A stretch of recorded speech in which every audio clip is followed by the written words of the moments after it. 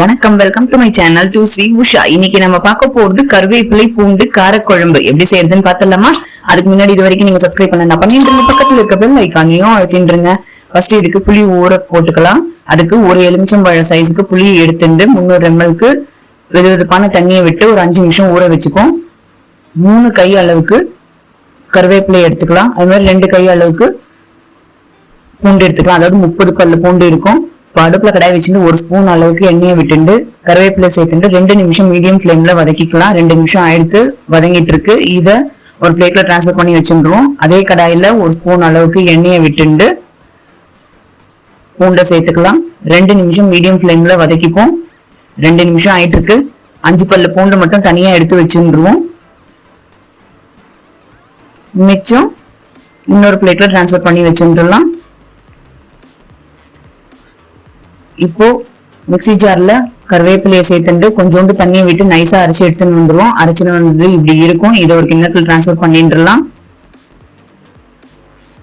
வதக்கி வச்ச பூண்டை மிக்சி ஜார்ல சேர்த்துருவோம். கொஞ்சோண்டு தண்ணியை விட்டு நைஸா அரைச்சி எடுத்துன்னு வந்துருவோம். அரைச்சுன்னு வந்தது இப்படி இருக்கும். இதையும் இன்னொரு கிண்ணத்துல டிரான்ஸ்ஃபர் பண்ணி வச்சுருவோம்.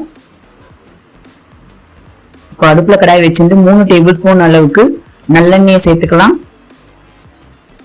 1/2 ஸ்பூன் கடுகு சேர்த்துப்போம். 1/4 ஸ்பூன் வெந்தயம் சேர்த்துக்கலாம். 3 காஞ்ச மிளகாய் சேர்த்துப்போம். 1 வெங்காயம் பொருசா நறுக்கிந்து சேர்த்துன்று வதக்கின்றலாம்.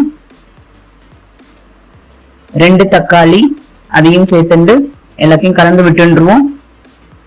இதுக்கு மஞ்சள் பொடி 1/4 ஸ்பூன், உப்பு 1/4 ஸ்பூன் அளவுக்கு சேர்த்துப்போம். மிளகாய் பொடி 3 ஸ்பூன், தனியா பொடி 3 ஸ்பூன் அளவுக்கு சேர்த்துக்கலாம். எல்லாத்தையும் கலந்து விட்டுருவோம். 2 நிமிஷம் மீடியம் ஃபிளேம்ல அப்படியே வேக விடுவோம். இத 2 நிமிஷத்துல நல்லா வெந்துட்டு இருக்கு. தக்காளி எல்லாம் நல்லா குழஞ்சு வந்துடுது. இது போதும்.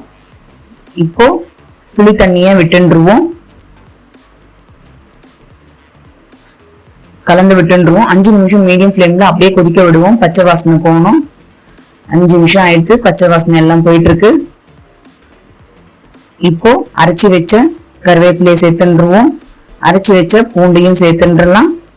எல்லாத்தையும் கலந்து விட்டுருவோம். இத 2 நிமிஷம் மீடியம் ஃபிளேம்ல அப்படியே கொதிக்க விடுவோம். 2 நிமிஷம் ஆயிட்டு இருக்கு. நல்ல வாசனை வந்துட்டு இருக்கு. இது போதும். கன்சிஸ்டன்சியும் பெர்ஃபெக்டா இருக்கு. இப்போ 1 டேபிள் ஸ்பூன் அளவுக்கு நல்லெண்ணெயை விட்டுப்போம். 5 பல்லு பூண்டு தனியா எடுத்து வச்சிருக்கோம் வறுத்தது. அது சேர்த்துடலாம். கொஞ்சோண்டு கருவேப்பிலையை சேர்த்துருவோம். 1/4 ஸ்பூனுக்கு பெருங்காய பொடியை சேர்த்துண்டு அடுப்பு ஆஃப் பண்ணிடலாம். எல்லாத்தையும் கலந்து விட்டுருவோம். நம்மளது சூப்பரா ரெடி ஆயிடுது. இதை 1 வாரம் வச்சுக்கோ சாப்பிட முடியும். டாப் கிளாஸா இருக்கும். நீங்களும் செஞ்சு பாருங்க. உங்களுக்கு எப்படி வந்துருக்குன்னு எனக்கு கமெண்ட்ஸ்ல சொல்லுங்க. இந்த சேனல் டு சி உஷாக்கு லைக் பண்ணுங்க, ஷேர் பண்ணுங்க, சப்ஸ்கிரைப் பண்ணுங்க. தேங்க்யூ.